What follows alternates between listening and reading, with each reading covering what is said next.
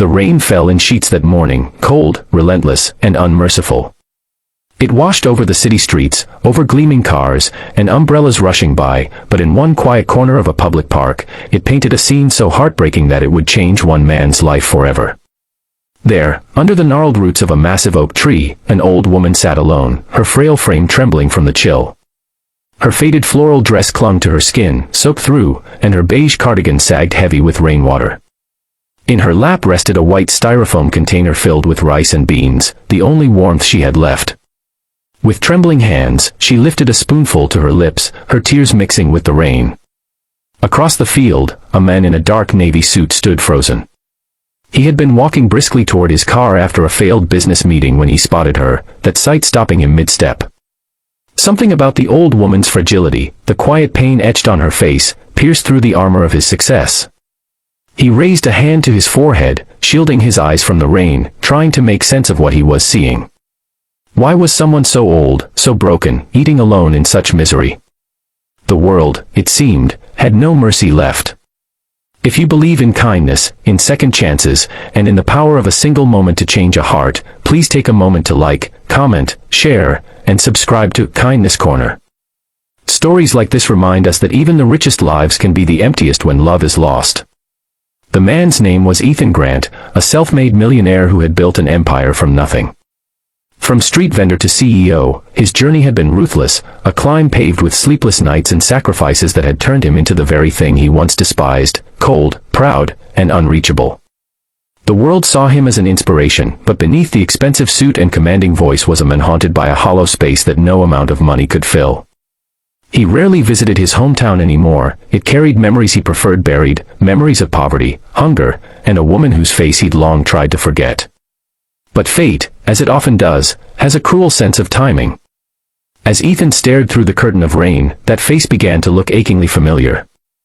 The way the old woman's trembling hand held the spoon, the way she bowed her head before eating, as if whispering a silent prayer of gratitude even for the smallest meal, it all felt too personal, too close. His breath caught. He took a step forward, then another, his expensive shoes sinking into the mud. The closer he came, the louder the rain seemed to fall, as though the heavens themselves were trying to drown out his disbelief. When he was finally close enough to see her face clearly, his heart clenched so violently he thought it might stop. The wrinkles, the silver hair, the weary eyes, they were older, sadder, but unmistakable. It was Margaret, his mother. The woman he hadn't seen in over 20 years. For a moment, the world spun. He stumbled back, his throat tightening as flashes of his childhood struck him like lightning, her gentle voice telling him bedtime stories, her hands mending his torn shoes, her laughter echoing through their small home even when they had nothing. And then, just as vivid, the memory of that one fateful night, the fight, the words he could never take back. "You're the reason I'll never have a future," he had shouted before storming out at 17, determined to escape the poverty she'd tried so hard to shield him from. He had promised never to return, and he hadn't. Now, here she was, not in a warm home surrounded by family, but in the rain, eating from a discarded takeout box. Ethan's chest heaved as guilt and disbelief fought inside him. He dropped to his knees before her, uncaring of the mud soaking through his suit. His voice trembled, though no sound came out at first. Margaret looked up, startled, her eyes cloudy but still sharp enough to recognize the shape of his face. She froze, her spoon halfway to her mouth. For a second, it was as if time stopped. The rain softened into a background whisper. He wanted to speak, to say, "Mom," to say, "I'm sorry," to ask, "Why?" But no words came. Only tears. The man who had faced boardrooms of power and conquered everything the world had thrown at him now wept like a child, his face buried in his hands. Margaret reached out a trembling hand and placed it on his shoulder, her touch gentle despite her frailty. She didn't scold him, didn't ask why it took so long. She simply said softly, "You finally came home." Ethan helped her to her feet, his hands shaking as he took off his jacket and draped it over her shoulders. He guided her to his car, shielding her from the rain as if making up for every year he hadn't been there to protect her.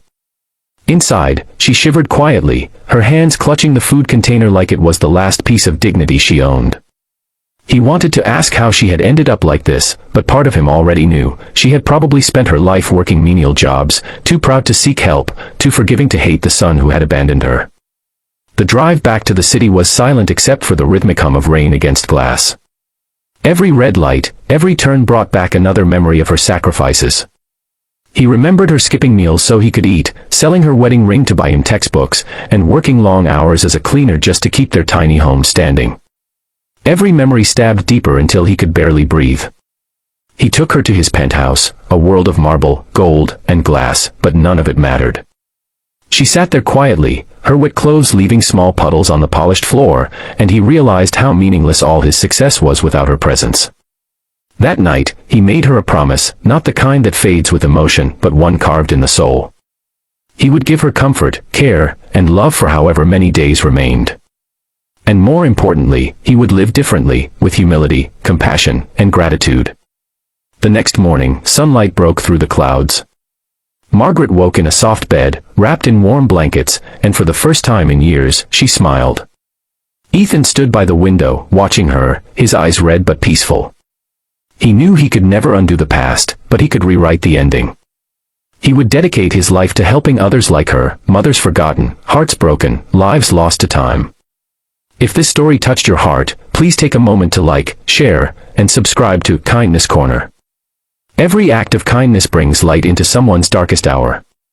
And before you hear how this story ends, I want you to comment below, what would you do if life gave you one last chance to make things right with someone you once lost? As the weeks turned to months, Ethan's world transformed. He sold part of his company to fund shelters for the elderly, naming the first one Margaret's Haven. There, every person who walked through the doors was greeted with warmth, food, and dignity, things his mother had once gone without. The press called him a changed man, but Ethan didn't do it for headlines. He did it for the sound of his mother's laughter filling his home once again. One evening, as they sat together watching the sunset from his garden, Margaret placed her hand over his.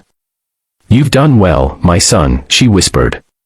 Tears welled in his eyes as he whispered back, "No, Mom, you did."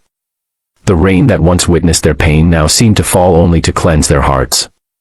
And so, beneath the same sky where he had once found her broken, Ethan finally understood, wealth could build empires, but only love could rebuild a soul.